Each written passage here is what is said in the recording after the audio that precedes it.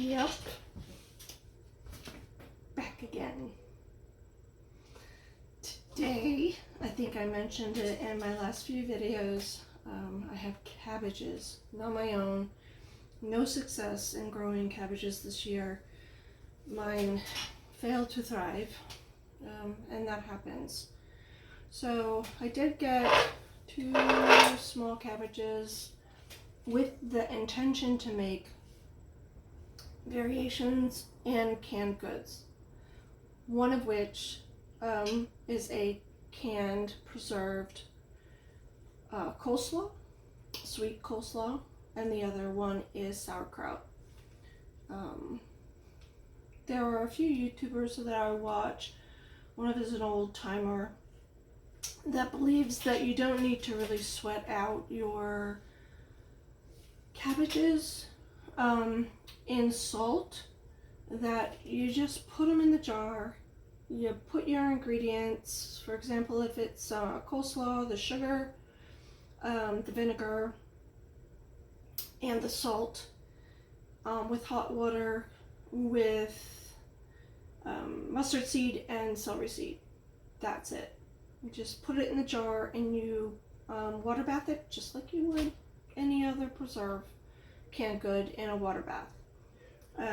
The other one is the sauerkraut, where it's not on the counter, you're not burping it, you don't have to weight it down, you don't have to wait the 2 weeks or whichever mechanism you use, or the long haul, or the tartness, or the sourness, I should say, of your kraut. There's burpers, there's lids that have burpers, there's crocks you can use, all of that. I am not going to do that this time. I'm not gonna waste my time. If somebody has been preserving this and their grandparents used to do it this way, why would I think it wouldn't work? First of all those nutrients in the cabbage that you're sweating out, how do you know you're not sweating out the best part of the kraut? Okay, there may be some benefit, maybe it's less gassy, there's lots of scientific things I suppose we could go into to sweating it out is better, but in my opinion, why? Normally when you do a kraut, you put it in your brine and you ferment it. You don't have to sweat it out. I believe the reason that a lot of people sweat it out is that it actually reduces it so you can pack more in a jar. So that's my thought. Correct me if I'm wrong. So I'm going to try the non-heavy packed, no sweat with salt. Pack it in a jar, put my vinegar and hot water brine on top, and I'm going to wait. They said it's probably 4 weeks before you actually see the change from the green, vibrant green, to the dull, that kind of translucent, yellowish pale color that you would get with kraut. So I'm gonna try it. The same with coleslaw. Everybody sweats out the ingredients. I don't know what I'm taking out of my vegetables when I do that. And until somebody can tell me the benefit of one or the other, and actually I trip over it in my own research, or find that the taste is better one way or the other, I would think that the taste of any vegetable in its rawest form, broken down, would be of its best. So all the brine and all the liquid you get out of that cabbage that has been brewing in the ground with all these nutrients, I want everything to stay in it, in a jar, ready to go. So I'm going to give this a whirl. I'm going to save a few leaves. I'm going to roll them and make something good with it.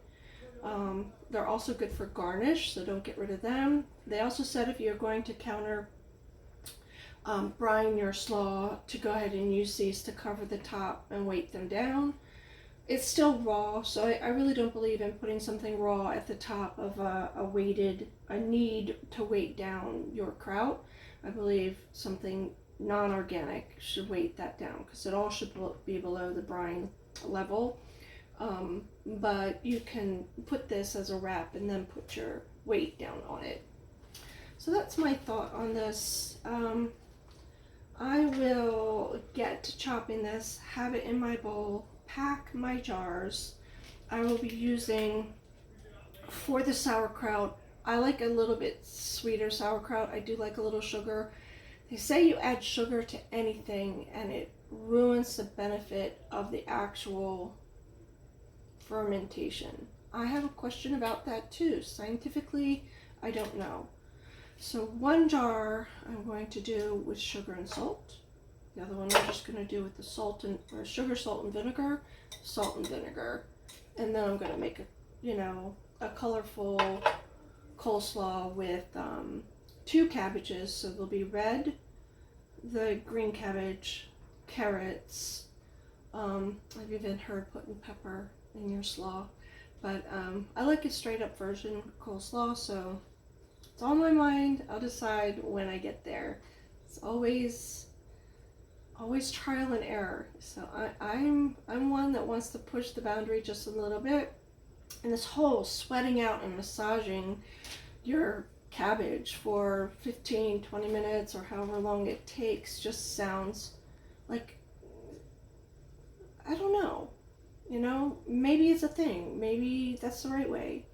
But I'm going to try it the way, gosh, I'll link the YouTuber that I watched below. It's the Whitpoor Willow Farm, the couple there. Whitpoor. I don't want to say it wrong, so I'm not going to try. I have a lot of utensils that we can use. You can use a shredder to shred all your food processor type shredder to shred your cabbage. You can chop it. You can use a mandolin. You can use a slicer. You can use a grater. You can chop it manually. I like to chop things manually, but when it comes to carrots, I like to use a shredder. So I have my vinegar. So I've got the whole natural distilled. You can use apple cider vinegar. I just happen to be low on that, so I'm just going to use the white vinegar. I don't know, I like the clarity of a jar when I use white distilled. It gives a purer color than apple cider vinegar. It's my opinion. I have sea salt. Redmond sea salt is a very big name out there. Any kind of sea salt. If you have Himalayan salt, as long as it's not, as everybody knows, the iodized salt, because it will cloud out your jars and it's not a benefit when you're canning. I have my tongs, I have my lid extractor, magnetic lid extractor, I've got my funnel, I've got my jars in the pot, I've got hot water boiling for the brine part, I've got sugar, can't run my canister, I've got sugar ready to go. And I've got a few bowls and mixing utensils. I've got my mustard seed out and my celery seed as needed. I've got my peppers off to the side. Trying to think what else. That's kind of it. I know you can use apples in coleslaw. You can use cranberries cut up fine in coleslaw. There's a lot of variation. Onions in the coleslaw, especially red onions. But I'm going to use the purple cabbage and the green cabbage, and that should be just fine. It's always an experiment. I've got a towel out. This is out to remind me to wipe around my jars. And, when you got something long, so you can go ahead and debubble. A very big thing that we miss. I tend to forget that. So please, excuse any missed things or steps. I try very hard to be on task. So I've got 3 jars. They say a medium size cabbage can fill 3 jars. By the time I add the carrots, it's going to bulk it up some more, so it should be sufficient to fill these 3 jars. We'll find out. It's never accurate. Plus I have to take away the leaves, so the cabbages look larger than they really probably are. Alright, so I'm going to get with that, and I'll be right back.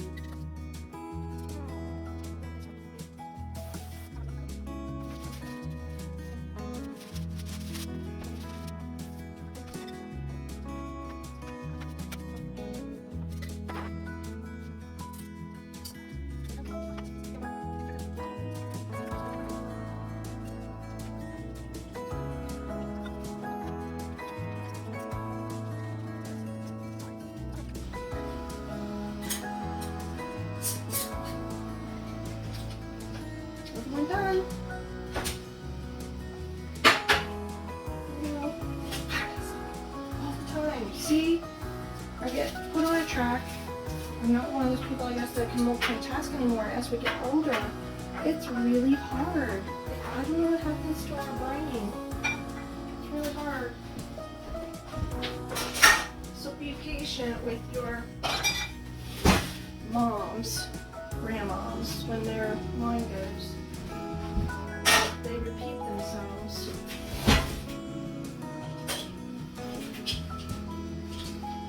Or they forget where they were or what they were doing. I don't know if I'm doing it, guys, close enough.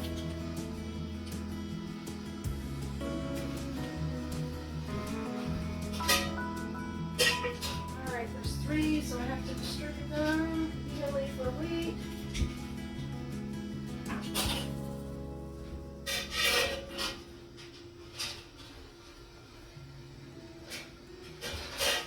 Way over, so I'm at least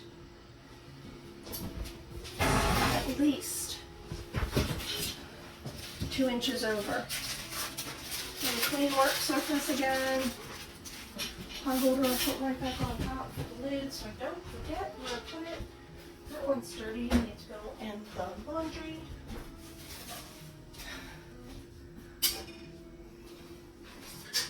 Another lid.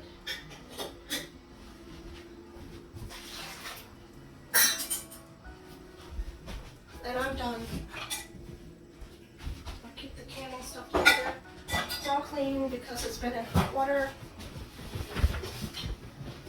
Now we get to listen for a rolling boil. It's hot, but it's not boiling. And my board's ready to completely split in half. So we can only try with what we have to do our very best. And oh my gosh, I'm not going to get hung up on it because I had the stuff, it was already out. I should have put the spices away so I knew that I didn't need it, but there it sat. So it was a temptation for my brain to say, yeah, you're gonna mess up. So I did. I'll send a picture with this, a pre-picture of all the things that I could have used or used, so you have a forward picture of the items that you might want to think about having on hand. The tongs tend to rip through, I guess you want to say, the cabbage so that it doesn't fold it and cause more crevices that actually gets down in there, better than a spoon just pushing it to the bottom. So I want to make sure that there is some still not air pockets, but voids for the fluid and the heat to penetrate through. Because again, they say when you pack for water bathing, don't make it so dense that the center of your jar, the bigger the jar gets, the harder it is for the center of any jar to get as hot as the exterior. It's not a very dense food when it breaks down, so it should be fine. But, you know, you're always thinking about everything. Thank you for hanging out with me, per usual. Please like, subscribe, share, comment. There's not enough comments. I'm not sure how I come across. I might be some old broad that scroll. But we all have, you know, a life that is progressive. I hope that we're continuing to always be progressive, and if we can't learn from each other, what's the point of living? What's the point of, you know, getting through this life? You can't do it solo. You have to be able, I'm on YouTube all the time. I was looking at 5 different recipes, trying to find the best slaw recipe that was unique to me and unique to my preferences, such as using the purple cabbage, using a sweeter coleslaw, incorporating the no knead, the not kneading the cabbage before you actually put it in the jars or cans. And I didn't want to bother with another counter product that I have to burp or watch or be concerned that it's not counter fermenting the way it's supposed to be. Not that it can't be done, not that there's not products out there that can help you through that, such as the burp lids and the extractor lids with the water on the top, and it self-releases the gases without letting air in. There's a lot of products that you can use. I just don't want more counter space, putting something in a closet or a dark space, or I just don't need that extra level. If this works, I'll find out. We will find out. Now, is it Whooper? What? I'll link her channel below. I don't want to. I don't want to mispronounce her name on YouTube. I'll have to do slaw. I'll have to do sauerkraut another day, where it's just a green cabbage. I'm not going to veer from what the intention is. Today I wanted to do 3 different styles, 1 sweeter slaw, 1 purple and green sauerkraut, and a green sauerkraut, and that's not what happened because I had 1 bowl and it all got blended together anyway, and sometimes we have to shift from what the ideal is or what we envision and do what's practical. I have a small counter space and a small kitchen, and I don't have like a wide berth of items that I can pull from many bowls at a time. So I only have the 1 bowl pretty much propped up, and with things surrounding me, I get claustrophobic. This is nice where I can breathe and my hands can move, but when I'm like this and everything's here, my brain, I need order. Some people can have all things around them and know exactly where to grab from. Me, I have to know where my hand's going, and that I have what I have on hand where it's supposed to be. Oh my gosh. If anything YouTube is good for is getting our butts completely organized so that we're not wasting your time, our breath, our memory on our phones, and what have you. The process of canning is, as I said, ever evolving, always shifting, always changing. We're always updating and renewing and finding new recipes. And the purple on my pantry shelf, I love it. I love it. I will link the health benefits to all purple vegetables below, because there is more bang for your garden buck and for your efforts if you concentrate those darker vegetables into your diet. So I'm not talking necessarily nightshades, because there's people with health issues that, certain nightshades we shouldn't do. Let me check this. I'm already hearing a pop in there. That's crazy. Alright, I'm going to do this for 20 minutes at a rolling boil. It's almost there now, not quite. I don't know what's upcoming. I might be canning some of my black beans for shelf stability instead of having them dry. We know we can just shove them in a Instapot and they're done like this, but if I'm gonna do a batch of chili, and I want my beans ready and available, that's what they're good for. If I want to do a Mexican wrap or another type of dish, beans and rice, I want those beans, where I can just toss it in at the last minute, and that's what the shelf stability canning of black beans does for me. At the store, they're like $2 a can. If you add that up, and I use black beans all season long, and as I mentioned 2 videos back, when I was discussing my garden fall planting, that the money savings isn't an instant, this month I saved, $500 or $400 or $300. It's as we go along, there's all these dollars and cents add up. And when you get really good at it, such as if I have potatoes and I grew my own potatoes, I'll show you for an example.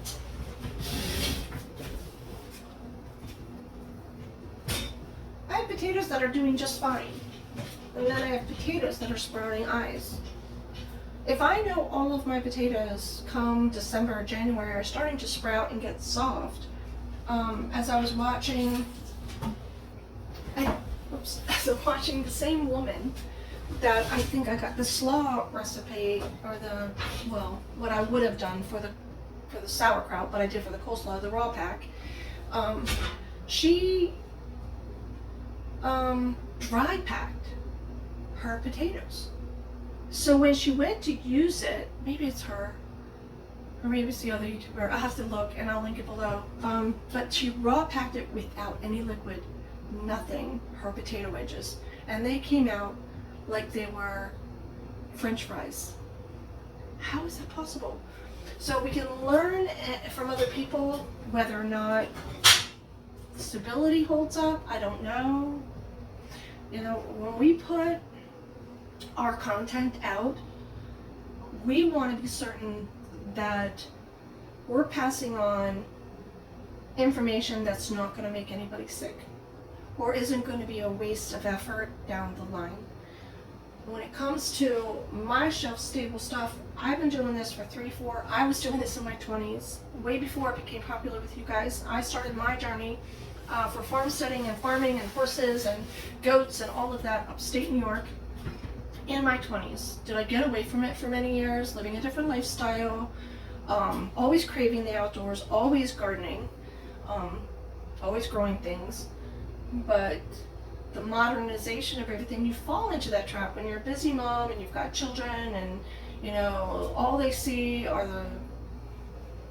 the advertised products that their friends are eating at the lunch table, and you fall victim to the flow of society, the marketing of society. We are now realizing the damage we were doing by putting food that is not of quality into our children. As they were in like early years, was I always a cook? Yes. Did I make good food? Yes. But those snacks, you know, those occasional snacks, even the Gatorade that we were handing our children after a ball field, how bad that really is for us. Okay, so we evolve, and that's a good thing about me seeing this next generation coming up, the next 2 generations that are much more educated and much more savvy about if I could say it, the neglectfulness of consumerism. Okay, back to basics. I say it all the time.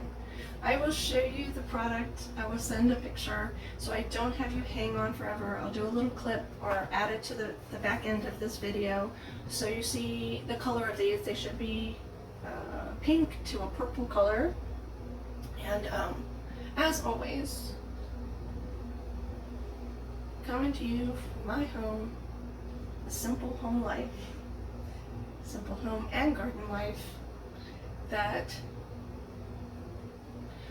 pushes me to be well. Sending good vibes. Stay blessed. Jules.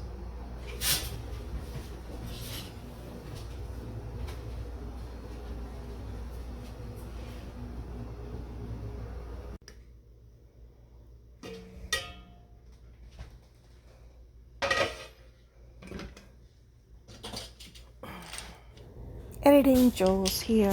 Just wanted to interject with the actual hot water that was being poured over each jar. That is actually brine hot water. I did dissolve salt in that water. There were 6 cups of water, a tad bit more in my stock pot for me to use for the brine. I thought I was going to do 3 different jars of this slaw and or sauerkraut.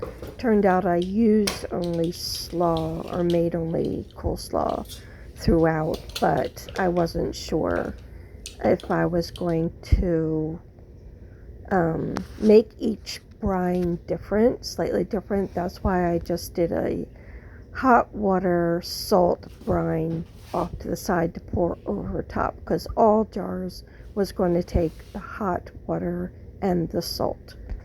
All right, back to the video. Hot, very hot.